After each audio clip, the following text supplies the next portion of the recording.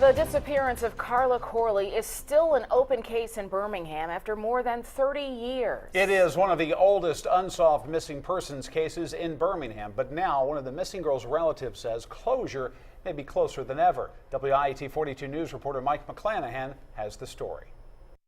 No one has ever been charged in connection with the 1980 disappearance of Carla Corley. She was 14 when she went missing from her home in East Birmingham. Today, she would be 48, and her sister believes justice may finally be close.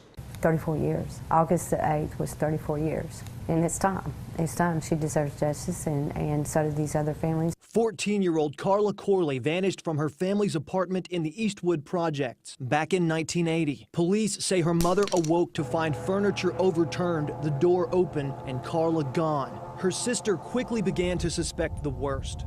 In the pit of my stomach, I knew that something was seriously wrong with Carla. Years after Carla disappeared, Kat Poe says she learned something horrible had happened before. That Carla had been taken a week prior to that by the same suspects and was taken to a nearby lake and was raped and brought back.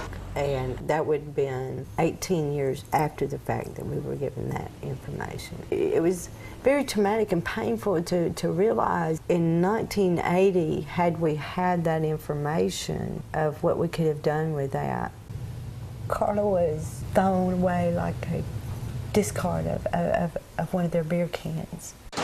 Birmingham homicide investigator Sergeant Jerry Williams is the lead detective on the case. He says a police report was never filed about the attack on Carla Corley. But this is what the mother had stated, that she had been picked up by a person, but had come back. After Carla went missing, her mother had her declared legally dead, according to police. Despite several searches, investigators never found Corley's body. Kat Poe recalls finding part of a belt she gave Carla lying on the ground the day she was reported missing. When I entered into Carla's room, her purse was sitting there and money was in it. Don't cry, baby. I'll cry with you.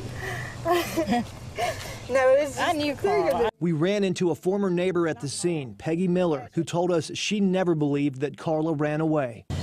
If she'd been gonna run away, she would have took her new clothes and shoes and stuff like that, and she didn't take nothing. The National Center for Missing and Exploited Children still puts out age progression photos of Carla Corley. I think there are plenty of people out there who know exactly what happened to Carla, and at any given time have probably told people what happened. No one was ever charged in the case. Well, we've looked at several different people, but there's no main suspect. So there's people out there that has knowledge of the case. Suspects are still out there that are connected to some of these victims. This is it. Actually, for some of them that are talking, that are connected, that were at some of the crime scenes, amnesty is on the table for a few of those. Anyone with information about the case can contact the Birmingham Homicide Unit at 205-254-1764 or the National Center for Missing and Exploited Children at 1-800-THE-LOST.